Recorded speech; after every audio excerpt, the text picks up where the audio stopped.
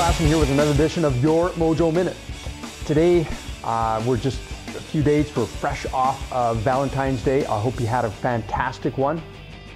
Wanted to talk to you about an article I saw on Valentine's Day. It was in the local Vancouver province newspaper here in Canada. And in this article, front page, it says, "Are BC gals, British Columbia, are they too picky?" And it says it's Valentine's Day, and according to the online survey, indeed they are. Interestingly enough, they show this geeky looking guy, hipster guy with a bow tie on the front cover. And so he's the guy that's complaining apparently.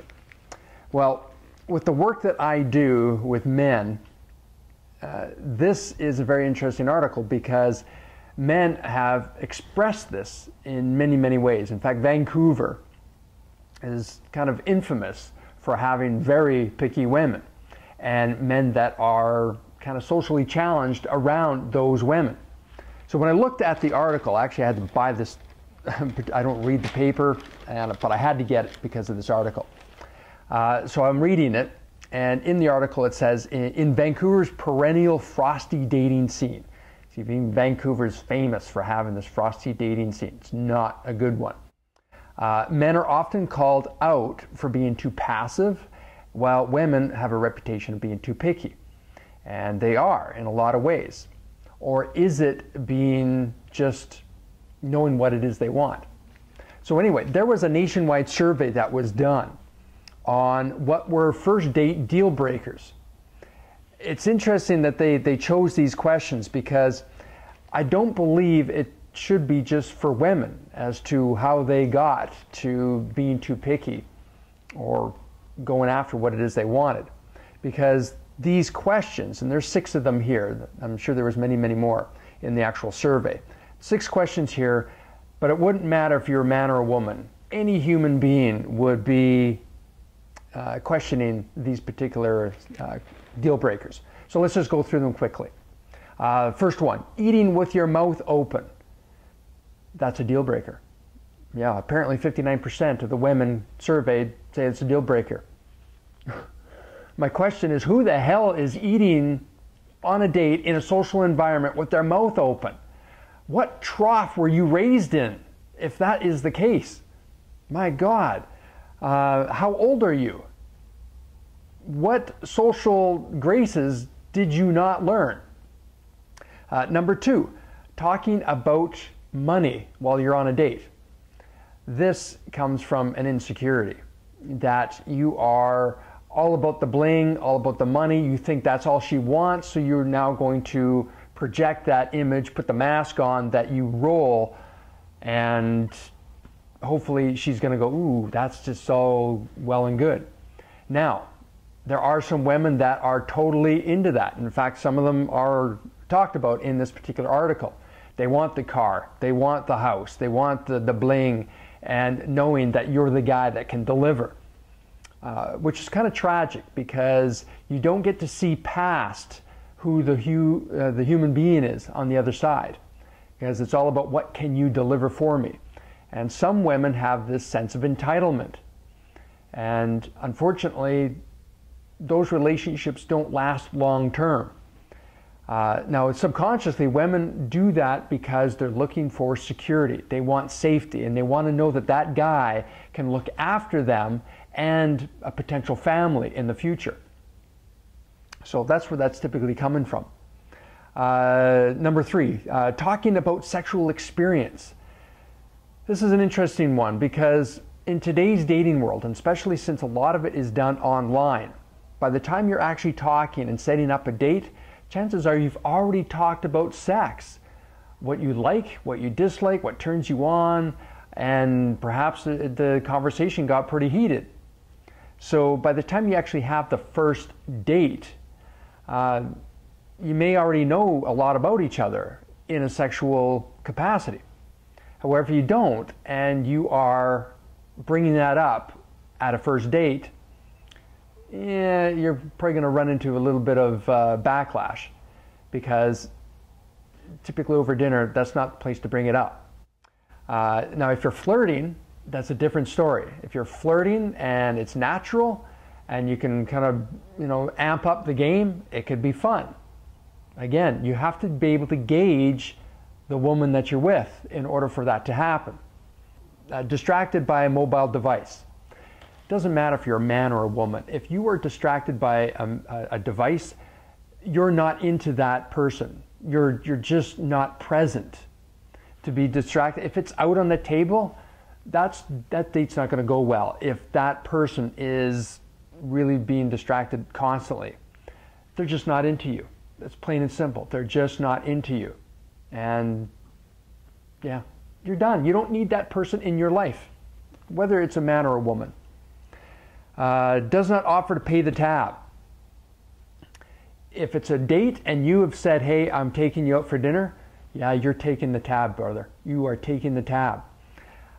If it is a first date and you're just going for a quick coffee, first meeting, that's not a date. That is just getting together, and you're not entitled to have to buy anybody anything. Now, on the flip side of this, I know of women that do the dating scene just so they can go out for dinners. And they kind of seed the conversation with some of their favorite places where they like to go. And there might be some pretty high-end places. And so the guy feels kind of obligated that, oh, hey, I'll take you out and we'll go to this place. And then there's not going to be much in the way of chemistry. So these women repeat this pattern of going out on dates to these high-end restaurants or nice restaurants so they get a free meal. That's not cool. It's not cool. I'm a very chivalrous guy. I like to go out on my dates and take my girl out for dinner. And I love going for dinner, so I'm cool with that. But there's something interesting. As a man, and as most men, the guys that I talk to, they all want the woman to take them out. Not necessarily on the first date. That's not what I'm talking about. But if you're dating 5, 6, 10 times, kind of just offer, hey, you know what? You've taken me out. I want to take you out. I want to take you somewhere special. Whatever your favorite restaurant is, maybe it's a pub. Just going for an afternoon, hanging out, having some pub food, a couple pints, and maybe watch a little bit of the game or play some pool. Just a fun, light experience. Guys love it when our girls take us out. We really do. Think about it. Try that. And lastly, talking about him or herself on a date. This again this comes from an insecurity. You're trying to fill the void. When that uncomfortable silence comes in there, you do not know what to say. So you just have this verbal diarrhea and want to just blah. You're just blasting all over, and there's no room for her or him in a situation. And that's why I'm very adamant that this poll should have been done for men and women, because we've got our standards too, and there's a lot of deal breakers that if I'm out on a date with someone and they behave in a certain way or their mannerisms just aren't where I want them to be, it's not going to happen again. However, in talking, there's some simple ways that you can engage a conversation and keep it going. Wow, how do you feel about that? That's an amazing experience. That must have been incredible. Tell me more about that. Or, wow, you seem really passionate about that. How long has this been happening in your world? Wow, I want to learn more about that. Or, wow, just anywhere that you can seed the conversation and then ramp it up. Get them excited about it. And keep on talking about them. It will come back to you. And you can seed that, and it just takes practice. So I just want to wrap this up by saying whether you're a man or a woman, on that first date, know that both are extremely nervous. And they are wanting to put their best foot forward. And it doesn't always come out that way. So that's not necessarily the person that you see or who their personality really is. Be kind to them. Just be kind. Try a second date. I mean, sometimes there's this physical connection that's just not there. No matter what that person does, you're not attracted to them. understood, absolutely understood. But here's the thing. No woman should have to dumb it down or play small to be with any man, ever. He has to be a champion. He has to step into his authentic masculine power and be that guy. And I want the guys to understand that in this dating landscape, would the woman of your dreams want to be with you? It's pretty easy to project out that, yeah, that's who I want. I want to be around that woman. But would she want to be with you? What do you have to do to amp up your game in order to be with her? That's the question you need to ask yourself. That's the question. And so the next time you go on a date, is this a woman that you are compatible with? Can you resonate with? And would she be attracted to the guy you are? Think about it. You know, now that we're past Valentine's Day, and I hope it was a good one for you, it is not easy being single out there in the dating world. Take your time, be kind to each other, and just love the moment. But most importantly, love yourself. It's got to start with you first, because if you do not love yourself and you're trying to seek that from someone else, it won't happen long term. There's a lot of unhappy people out there, a lot of broken hearts, and a lot of people have put this cloak around their hearts, protecting themselves, and it's going to take a very a persistent and powerful, remarkable man to break through.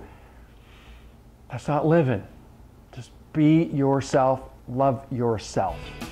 All right, this is Dwayne Klassen with another edition of Your Mojo Minute. Remember, you're not alone on the journey. I've got your back. Have the best day. We'll talk to you soon. Cheers.